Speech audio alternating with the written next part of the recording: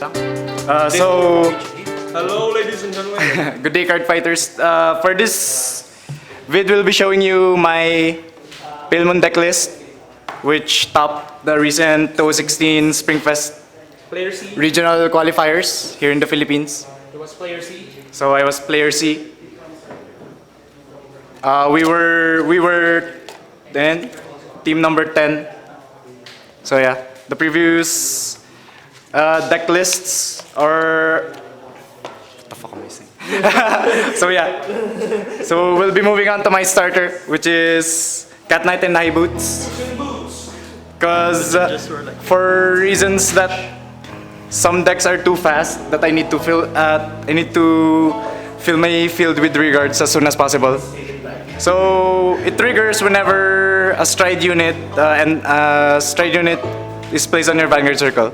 So you just call it by itself, and then when it's called, call another one from the soul. For my grade 3, I have 4 Mask Magician Harris, which is basically the boss of the deck. The deck won't run properly if you didn't ride Harri as the main Vanguard. So I pretty much have difficulties in proceeding with the game if I'm not Harri. So my backup grade 3 will be Flying Manticore. I run a set of each grade 3s. Whenever I get ride screwed without grade 3s during my turn, I ride Manticore just to have it activate its skill to search for a Magia from the top 5.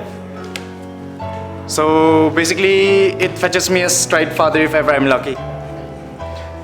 And I also like its skill, which is CB1, Soul Charge 1, Magia Rearguard from the Soul, which applies additional pressure during games. For my grade 2s, I start with Crescent Moon Juggler. I run 3 of him. Tomoe. He looks like Tomoe from Kame-sama Hajime Mashita. So yeah. Crescent Moon Juggler requires Harri as the Vanguard. CB Soul +1, Magia 1 from Soul, give that unit in Crescent Moon Juggler +2 each. So yeah, it's pretty much a dead card with Harri not being the Vanguard. For my next grade 2, I run 3 Jacquelines, card dealer Jacquelines. I maximize her skill by continuously calling regards from the soul using her skill. But the problem is, it's not Magia, which is also a good thing versus Diablo, versus Shadow Paladins, because she makes a unit permanent in my field. So she's pretty much my main grade 2 in terms of building the deck. My next grade 2 will be running 3 Darkside Princess. She's the only non-GB constrained unit in my deck, which her skill gives her +5. I have an option to give her +5. If I do, she enters a soul after the battle.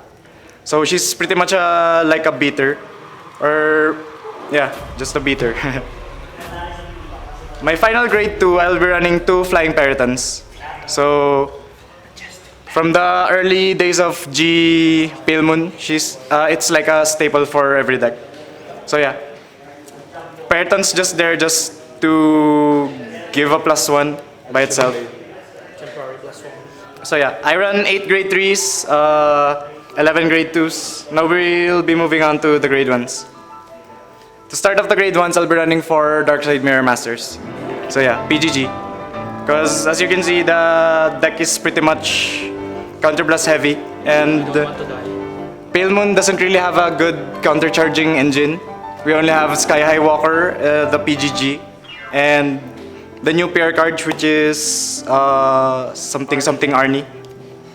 The other countercharger is I forgot. Hindi, Sky High Walker yun, tas Arnie. Yeah. I don't remember. So my main grade 1 for the deck, Cutie Paratrooper. Reason why it's set, why it has 4 copies. It's basically what you call via Harri's Breakers Right skill. giving her +5, then her calling someone from the soul, giving it +5 again. So yeah, this pretty much is my main combo for the deck.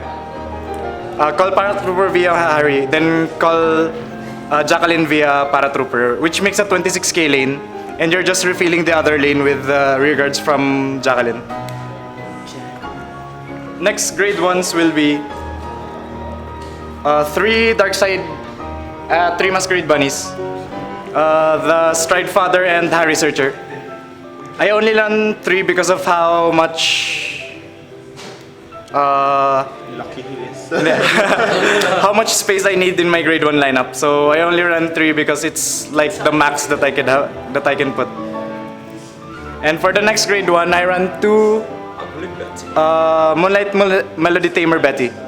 So she's basically a free attack. Another attack if ever I don't have Jacqueline in my field. So just recycle. I can recycle Crescent Moon Juggler, Flying Periton, Paratrooper, and my starter via her skill. Though it doesn't proc Paratrooper skill because Paratrooper only procs via Magia from other units. My last grade 1 will comprise of my secret weapon, Air Elemental Twitteron. So being a G deck, my supposed weakness is to be grade locking. So I could turn the table around with this. Since I have many calls from the soul, so I only need to fix my right chain to make an advantage. Moving on with my triggers, I run for Darkside Swordmasters. By being a Harry deck, this is kind of like a staple for it. And you can abuse it with Magia calls. So call it to the deck, then Vanguard attacks, enters a soul +5 in a draw. So you could just like do that every turn. Next, I'll be running for Prankster Girl of Maryland. This is basically your RNG. Whenever it enters your soul, it's like a free plus for you. Because you can like fix your soul with it and like put in the necessary units you need for your combos. My next grade 0s will be for Tender Breeder, because heals are staple. And next grade 3s will be 3 Poison Jugglers. I choose Poison Jugglers because of their ability to give +3 to selected units. So basically like Darkside Swordmaster, you could put him out, then put him back in to give another unit +3. And my last trigger will be 1 Sky High Walker, because of the emergency unflip whenever I need it. So for my matchups during the before moving on to that, next will be my stride lineup. For my first stride, I run Ardor Dragon Master Amanda, which is basically like my main stride unit for the first turn. So yeah, on hit pressure, that's basically it. And its usefulness as being a Magia call too. My next set of strides will be Curtain Call Announcer Mephisto, because basically gives a free call after striding with Amanda. And every time you stride with Mephisto, it's like your last stride with Mephisto will give all units +3. It's like 6k per lane, which is kind of heavy in the late game. For my next stride will be just a Demonic Dragon, Lunatic Dragon, 1 SP. which is like the main second stride if ever you've pushed your opponent, if ever they Kanzen guard Amanda. So there's like -1 Kanzen guard, so maybe this could hit. And it has the pressure of giving crit. A pretty good bonus also is gives all units that comes from the soul +2. So it could make magic numbers by calling just random grade 2s from the soul via Harry or via Paratrooper. So this can hit for 21k if ever it got called by Harry and or Paratrooper. My last stride unit will be Dragon Masquerade Harry.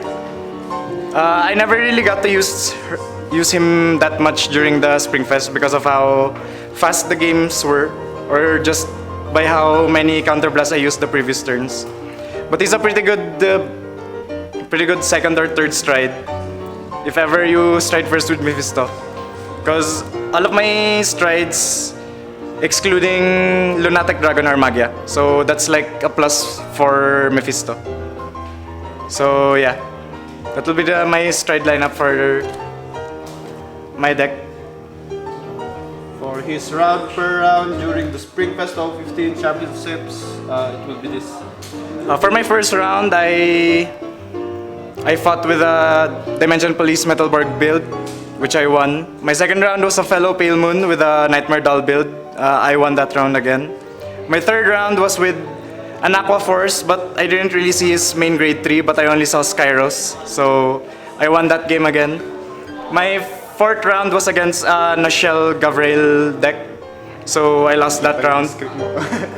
And for my next match, I fought with Shinken Hizatsu. I mean, Token Ranbo with the Shinken Hizatsu build, which I won. Then the next round, I fought with a Royal Paladin with the Seeker build. I lost via being grade stuck. So yeah, it was a Seeker, so much beaters. Before proceeding to the top 8, I fought with a Nova Grappler with the Victor build. I lost that round too. So I was basically carried by my team before getting to the top 8. So yeah. I got carried at the top.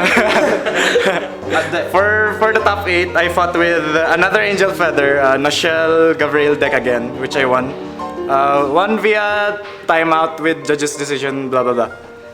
For the top 4, Narukami Brawler, which was a good matchup for me, so I won that round. And for the finals, I fought with a Shadow Paladin Revenger Abyss deck, which kinda made me nervous because that's one of like the weakness of my deck. But due to some luck with the soul charging and stuff, I won that game for our team. So yeah. So yeah, again, this is the Pale Moon Player C Spring Fest Bushiroad Championship deck.